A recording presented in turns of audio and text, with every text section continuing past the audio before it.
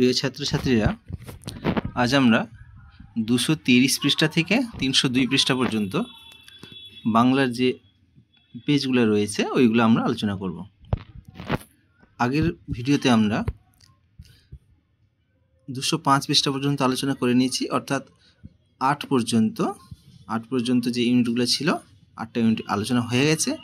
যদি কেউ সেই ভিডিওগুলো না দেখে থাকো তাহলে আমি এই ভিডিওর শেষে ডিসক্রিপশানে লিঙ্ক দিয়ে দেবো, তোমরা সেই ভিডিওগুলোকে দেখে নিও। আর আজকে আমরা 9 থেকে 12 পর্যন্ত ইউনিটগুলো করে নেব, তাই দেরি না করে শুরু করে নিই। প্রথম প্রশ্ন আছে, তারপর ধমক খায়। তপন কেন ধমক খায়? কারণ হচ্ছে লেখাটি না পড়ার জন্য। এই সুখবরের, তবে 1-2 প্রশ্ন হচ্ছে, এই সুখবরে তারা সব খুশি হয়ে গেল। সুখবরটি কি? সুখবরটি হচ্ছে লাথির চোটে অপূর্বের হাড় পাঁজরা ভেঙে না যাওয়ার খবর শুনে। এটি ছিল তাদের কাছে সুখবর। তারপর 1-3 প্রশ্ন হচ্ছে, যাবই তো, না গিয়ে উপায় কি? কোথায় যাওয়ার কথা বলা হয়েছে? এটি হচ্ছে জগদীশবাবুর বাড়িতে, অর্থাৎ হরিদা এই কথাটি বলেছেন যে জগদীশবাবুর বাড়িতে যাবেন, তিনি এই কথাটি বলেছিলেন। এরপরে রয়েছে যে 1-4, হীন আলাওল সুরচন কবিতার শেষে কবির আত্মপরিচয় দানের রীতিকে কি বলে? এটা বললে ভনিতা। এবার চলে আসে 1-5, কিন্তু অনুমতি দেহ। বক্তা কিসের অনুমতি চেয়েছিল? শত্রু পক্ষকে সমূলে নির্ধন করার অনুমতি চেয়েছিল। অর্থাৎ এটি অভিষেক কবিতা থেকে নেওয়া হয়েছে। ইন্দ্রজিৎ রাবণকে বলছেন, অর্থাৎ তার পিতাকে বলছেন যে আমাকে অনুমতি দাও, আমি এবার শত্রু পক্ষকে সমূলে নির্ধন করে দেব, এই কথাটি সেরকম বলেছিলেন। এবার 1-6 প্রশ্নটাই রয়েছে যে অস্ত্রের বিরুদ্ধে গান কবিতায় কবি শকুন বা চিল বলতে বুঝিয়েছেন। কাকে বুঝিয়েছেন? সমাজের কল্যাণকামী দলকে, নাকি সভ্যতার ধ্বংসকারী দল শক্তিকে, শিকারী পাখিকে, সর্বশক্তিমান ঈশ্বরকে? তা আমরা এইটা দেখে প্রথমে বুঝতে পারছি যে শকুন বা চিল এরা হচ্ছে হিংস্রতার প্রতীক। অর্থাৎ এর দ্বারা তিনি বুঝিয়েছেন যে সভ্যতার ধ্বংসকারী শক্তি, এই শক্তি দ্বারা বুঝিয়েছেন। অর্থাৎ 1-6 গয়ের উত্তর হবে। 1-7 কি আছে? যারা উস্তাদ কলমবাজ তাদেরকে বলা হয় কি? তাদেরকে বলা হতো লিপি কুশলী। 1-8 প্রশ্ন হচ্ছে, পাইলট কোন দেশের কলম? এটি হবে জাপানি কলম। 1-9 প্রশ্ন হচ্ছে, আমাদের সরকার ক্রমে ক্রমে রাজকার্যে পরিভাষা চালাচ্ছেন।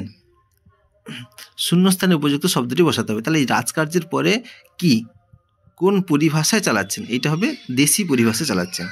1-10 প্রশ্ন হচ্ছে, 2 বার আমি হারানো রাঘবে চিহ্নিত পদটি কোন কারকের উদাহরণ? এটি হবে এই রাঘবে। তাহলে 2 বার আমি হারানো রাঘবে, তাহলে কাকে তিনি হারিয়েছেন? রাঘবকে হারিয়েছেন, তাহলে এটি কর্মকারক হবে। 1-11 প্রশ্ন হচ্ছে, বাদক বাজনা বাজায়। এইটার দ্বারা আমরা খুব সহজেই বুঝতে পারবো যে বাদক বাজনা বাজায়, তাহলে বাজনা আর বাজায় এই দুটো কি হচ্ছে না, এখানে সেটা না দিয়ে বলেছে যে এই বাক্যে বাদক হলো সমধাতুজ কর্তা। এই বাক্যে উদাহরণ হবে সমধাতুজ কর্তা। 1-12 প্রশ্ন তো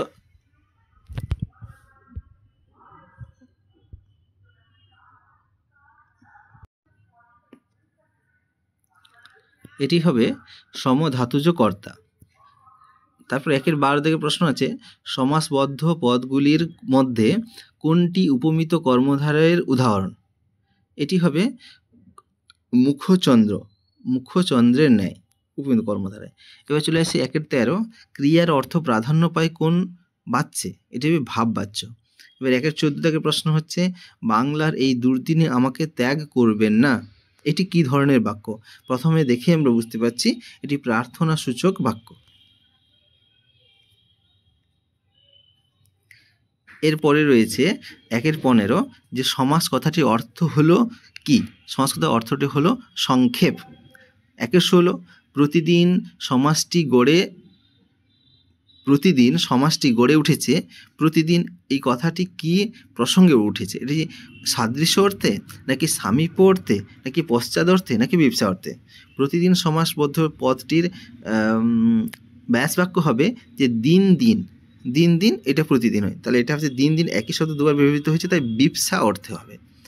এবার 1-17 চলে আসি, যে যতদিন বাঁচি ততদিন শিখি। তাহলে যতদিন আর ততদিন আছে, তাহলে এটি কোন ধরনের বাক্য? এটি হবে যৌগিক বাক্য। এটি হবে যৌগিক বলছি আপনার বললাম এটা হচ্ছে জটিল বাক্য, কারণ যতদিন ততদিন রয়েছে, তাই এটি হবে জটিল বাক্য। তাহলে আমরা প্রথমটা শেষ করলাম। এবার চলে আসি পরবর্তী ক্ষেত্রে।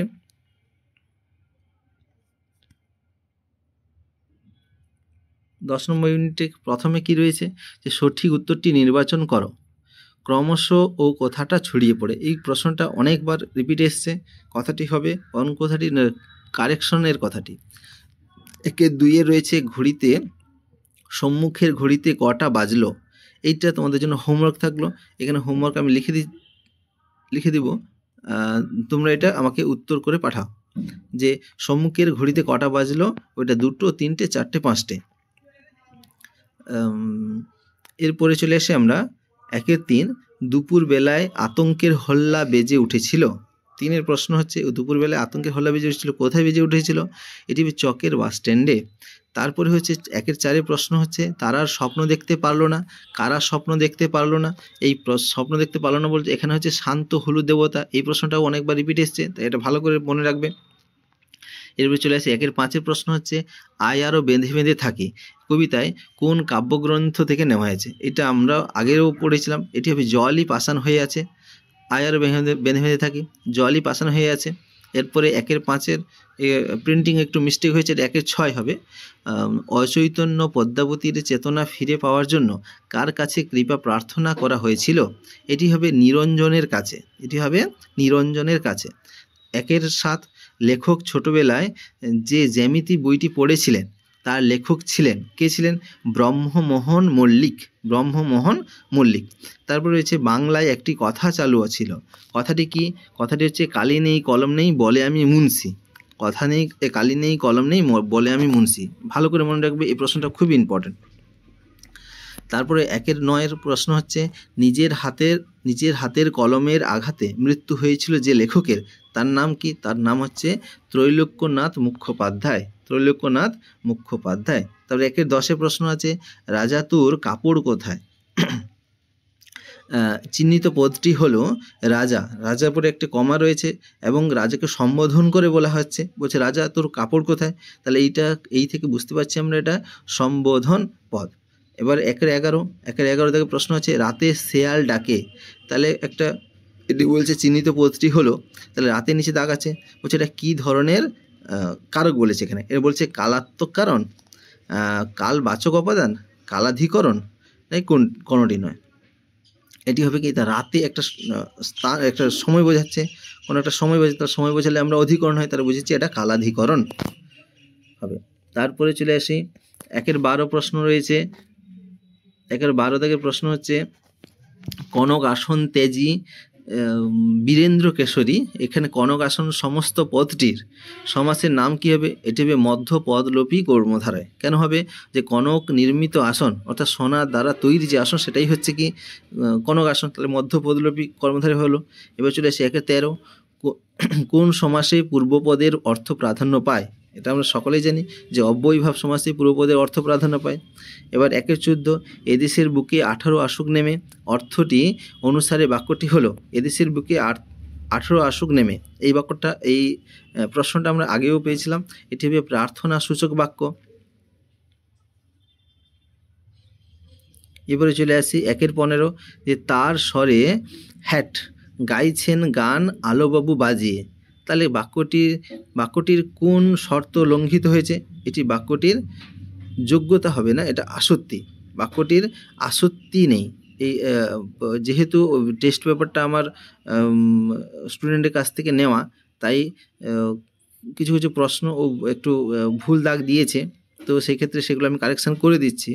তো এটা হবে তার স্বরে হ্যাট গাইছেন গান আলোবাবু বাজিয়ে। তাহলে এটা হবে যোগ্যতা নয়, এটি আসত্তি।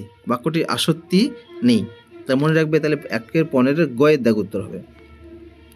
তারপর হচ্ছে 1-16 যুগান্তরের কবির আশা হোক, এটি যে বাচ্যের দৃষ্টান্ত। এটি হবে ভাব বাচ্যের দৃষ্টান্ত। 10 নম্বর ইউনিটের শেষ প্রশ্ন হচ্ছে যে বাক্যে কর্তা অনুপস্থিত থাকে এবং কর্মই কর্তারূপে প্রতীয়মান হয় তাকে বলে কর্মকর্তৃবাচ্য।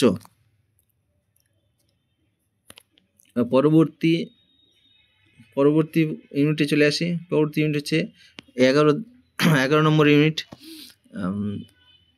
শুরু করি। প্রথমে প্রশ্ন হচ্ছে, তাহুক নতুন নতুন অমন হয় কথাটি বলেছিলেন কে? এটি বলেছেন তপনের মেশো। 1-2 নদীর বিদ্রোহ রচনার যেমন যে সময়ে ট্রেনে রওনা করার কথা আছে তা হলো 4:45, বিকেল 4:45-এ। এবার 1-3 প্রশ্ন হচ্ছে, আশ্চর্য হয়েছি, একটু ভয়ও পেয়েছি, কোন প্রসঙ্গে কথাটি বলা হয়েছে, বা হরিদা কোন রূপ দেখে বক্তার এমন দশা হয়েছিল? এটি হচ্ছে বিরাগীর রূপ দেখে। 1-4 হবে যে কাব্যগ্রন্থটি শঙ্খ ঘোষের লেখা নয়, তাহলে আমরা জানি শঙ্খ ঘোষের লেখা বাবর প্রার্থনাও আছে, মুখ ঢেকে যায় বিজ্ঞাপন, সেটাও শঙ্খ ঘোষের লেখা, পাঁজরে দাঁড়ের শব্দ, সেটাও শঙ্খ ঘোষের লেখা, কিন্তু যারা বৃষ্টিতে ভিজিয়েছিল ওইটা শঙ্খ ঘোষের নয়। তাহলে এরপরে প্রশ্ন চলে আসি, আফ্রিকা কবিতাটিতে আসন্ন সন্ধ্যার শেষ রশ্মিপাতে কবি কোথায় দাঁড়াতে বলেছেন? এটাও রিপিট প্রশ্ন, এটা হচ্ছে মানহারা মানবের দ্বারে। এরপরে চলে আসি 1-6, ঋষি বালকের মাথায় যা গোঁজা তা হলো কি ছিল? ময়ূর পালক। 1-7 প্রশ্ন হচ্ছে, সিন্ধু তীরে দেখি দিব্যস্থান, সিন্ধু তীরে দেখি দিব্যস্থান, এই দিব্যস্থান বলতে কি বলা হয়েছে? এটি হবে সুন্দর স্থান। দিব্যস্থান কথার অর্থ হচ্ছে সুন্দর স্থান। 1-8 কি আছে? ক্রমে তাও বুঝিবা যায় যায় তা হলো, এটি ক্রমে বুঝিবা যায় বলতে এখানে ফাউন্টেন পেনের কথা বলা হয়েছে। এবার 1-9 প্রশ্ন আছে, বৈজ্ঞানিক সাহিত্যে ব্যঞ্জনা উৎপ্রেক্ষা অতিশয়োক্তি বলেছে, এটার পরিমাণে থাকা উচিত নাকি থাকা উচিত নয়, নাকি যত কম থাকা ততই ভালো, নাকি থাকা না থাকায় সমান? এটি হবে যত কম থাকে ততই ভালো। 1-10 প্রশ্ন হচ্ছে, সেগুলো সাজিয়ে রাখার আসবার, তাহলে সাজিয়ে রাখার আসবারটা কি? এখানে হচ্ছে জোড়া দোয়াত কলম, এটি হচ্ছে সাজিয়ে রাখার আসবার। 1-11 থেকে প্রশ্ন আছে, বাছারে তোর সবাই ধরে দোষ, এই পদটি হলো, তাহলে এখানে বাছারে আছে, এটা প্রথম দেখেই বুঝতে পেরেছি আমরা সম্বোধন পদ হবে, কারণ যেহেতু বাচ্চাটাকে আলাদাভাবে রাখা আছে এবং তারপরে একটা কমা দেওয়া আছে, এটা হচ্ছে তার সম্বোধন পদ চেনার সহজ উপায়। এছাড়া আমরা বাক্যটা পড়তেই বুঝতে পারছি যে কাউকে একটা সম্বোধন করে বলা আছে, বাচ্চাকে সম্বোধন করে বলা আছে, তাই এটা সম্বোধন পদ হবে। এবার চলে আসে 1-12, নিজের জ্বালায় জ্বলছি, চিহ্নিত পদটি হলো নিজের জ্বালায় জ্বলছি, এখানে এটা কী ধরনের হবে? সমধাতুজকরণ। কী হবে? সমধাতুজকরণ। এবার চলে আসছি 1-13 দাগের প্রশ্ন, যে নিমিত্ত তৎপুরুষ সমাসের একটি উদাহরণ হলো বালিকা বিদ্যালয়, বালিকার নিমিত্ত বিদ্যালয়, তাই বালিকা বিদ্যালয়, নিমিত্ত তৎপুরুষ সমাস হয়ে যাবে। এবার চলে আসি আমরা 1-14, উপমান কর্মধার সমাসের ব্যাস বাক্যের শেষাংশে থাকে, উপমান কর্মধার সমাসের ব্যাস বাক্যের শেষাংশে থাকে সাধারণ ধর্ম। এবার চলে আসি 1-15, বাংলা বাক্যে পদ সংস্থানের ক্রমবিন্যাসটি কেমন হয়? যে কর্তা কর্ম ক্রিয়া অনুযায়ী, অর্থাৎ 1-15 গয়ের দাগের উত্তর হবে। 1-16, তোমার নাকি ভাইয়ের বিয়ে, এটি যে বাক্যের উদাহরণ, এটি কি ধরনের বাক্য হবে? তোমার নাকি ভাইয়ের বিয়ে, তাহলে এখানে সন্দেহ মনে সন্দেহ প্রকাশ পাচ্ছে, তাই এটা সন্দেহবাচক বাক্য হবে। এবার চলে আসি শেষের প্রশ্ন 1-17, যে বাচ্চান্তর ঘটে না, অর্থাৎ এক বাচ্চ থেকে অন্য বাচ্চ হয় না, অর্থাৎ আমরা জানি যে কর্তৃবাচ্য থেকে কর্মবাচ্য হয়, কর্তৃবাচ্য থেকে ভাববাচ্য হয়, আবার ভাববাচ্য থেকে কর্তৃবাচ্য বা ভাববাচ্য থেকে কর্মবাচ্য হয়, কিন্তু কোন বাচ্যের বাচ্চান্তর ঘটে না? এটি হবে কর্মকর্তৃবাচ্যের কোনো বাচ্চান্তর ঘটে না, অর্থাৎ 1-17 গয়ের দাগের উত্তর হবে। এরপরে আমরা আজকে শেষের ইউনিট আলোচনা করে নেব।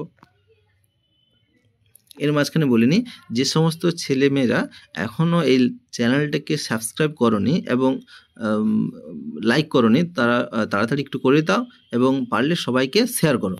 যত শেয়ার করবে তত তাড়াতাড়ি তোমাদের জন্য আরও নতুন নতুন ভিডিও নিয়ে আসবো। যেহেতু মাধ্যমিক পরীক্ষার বেশি দেরি নয়, 1 মাস আছে, তো সেই কারণে এরই মাঝে কত তাড়াতাড়ি তোমাদের জন্য ভালো সাজেশন নিয়ে আসা যায়, তো সে চেষ্টা করছি। তাই তোমাদের কাজ হবে লাইক করা এবং সবাইকে শেয়ার করে দেওয়া। তো চলে আসি এবার কি বলছে, তপন বইটা ফেলে রেখে চলে যায়। কোথায় ফেলে রেখে চলে যায়? বাড়ির ছাদে। এবার 1-2 প্রশ্ন হচ্ছে, বড় ভয় করিতে লাগিল নদের চাঁদের। ভয়ের কারণ কি ছিল? ভয়ের কারণ ছিল নদীর উন্মত্ত রূপ দেখে। নদীর উন্মত্ত রূপ দেখে। 1-3 প্রশ্ন হচ্ছে, রাগ হলো এক ধরনের কি? এটা হচ্ছে রাগ হলো এক ধরনের রিপু। রাগ হলো এক ধরনের রিপু। এবার 1-14 আছে যে অসুখী একজন কবিতাটির ভাষান্তর করেছেন নবারুণ ভট্টাচার্য। অসুখী একজন কবিতার ভাষান্তর করেছেন নবারুণ ভট্টাচার্য। আর 1-15 কি আছে? 1-5 কি আছে? যে নিভৃত অবকাশে আফ্রিকা কি চিনেছিল? এটা দুর্গমের রহস্য। তারপরে 1-6 প্রশ্ন আছে, হেম রত্নে নানা রঙ্গী। হেম শব্দটি অর্থ কি? হেম শব্দের অর্থ হলো সোনা। 1-7 হচ্ছে, শ্রীপান্থ যে ছদ্মনামে লিখেছেন এটি হচ্ছে নিখিল সরকার। 1-8 হচ্ছে, পরিভাষার একটি অন্যতম উদ্দেশ্য হলো যে অর্থ সুনির্দিষ্ট করা। এবার চলে এসে 1-9 যে পণ্ডিত মশাইয়ের কলম খ্যাত ছিল কি জন্য? পণ্ডিত মশাইয়ের কলম খ্যাত ছিল এটা হচ্ছে কানে গুঁজে রাখবার জন্য। এটা কি ছিল? কানে গুঁজে রাখবার জন্য। 1-10 প্রশ্ন আছে, উপমান ও উপমেয়ের মধ্যে অভেদ কল্পনা যে সমাসের বৈশিষ্ট্য তাহলে কি সমাস? তাহলে রূপক কর্মধারের সমাস। এবার 1-11 প্রশ্ন আছে যে মন্দিরে বাজছিল পূজার ঘণ্টা, চিহ্নিত পদটি কোন কারকের উদাহরণ? এটি হবে অধিকরণ কারকের উদাহরণ। অর্থাৎ কোথায় বাজছিল? মন্দিরে বাজছিল, তাহলে মন্দিরের নিচে দাগ আছে, তাই এটা অধিকরণ কারক হবে। এবার হচ্ছে 1-12 সম্বন্ধ পদের বিভক্তি কোনটি? সম্বন্ধ পদের বিভক্তি হবে র অথবা এর। এবার 1-13 প্রশ্ন আছে যে ফেলাইলা কনক বলয় দূরে। এখানে কনক বলয় আছে, চিহ্নিত পদটি যে সমাসের উদাহরণ, তাহলে কনক নির্মিত বলয়, তাহলে মধ্য পদলোপী কর্মধারয় হবে। 1-14 প্রশ্ন আছে, কর্মবাচ্যের কর্তাকে বলা হয় কি? বলা হয় অনুক্ত কর্তা। মনে রাখবে এটা ভালো করে, কর্মবাচ্যের কর্তাকে বলে অনুক্ত কর্তা। এবার 1-15 যে বাঁশি বাজে বৃন্দাবনে, এটি যে বাচ্যের উদাহরণ। বাঁশি বাজে বৃন্দাবনে, তাহলে বাঁশি তো একা বাজে না, বাঁশিকে কেউ একজন বাজাচ্ছে, তাই এটা কি হচ্ছে? কর্মকর্তৃবাচ্য। কর্মই কর্তার মতো কাজ করছে, কর্মকর্তৃবাচ্যের উদাহরণ। 1-16 যে বাংলা বাক্য নির্মাণের শর্ত সংখ্যা কয়টি ছিল? আমরা জানি বাংলা বাক্য নির্মাণের শর্ত হচ্ছে 3টি। প্রথম হচ্ছে যোগ্যতা, আকাঙ্ক্ষা, আসক্তি, এই 3টি। তাহলে এখানে 3টি উত্তর হবে। আজকের শেষ প্রশ্ন যে এইটুকু কাশির পরিশ্রমে সে হাঁপাইতে লাগিল। এইটুকু কাশির পরিশ্রমে সে হাঁপাইতে লাগিল। বাক্যটি কোন শ্রেণীর বাক্য? এটি হবে সরল বাক্য। এইটুকু কাশির পরিশ্রমে সে হাঁপাইতে লাগিল, এটি হবে একটি সরল বাক্য। আজকের মতো এখানে রাখলাম।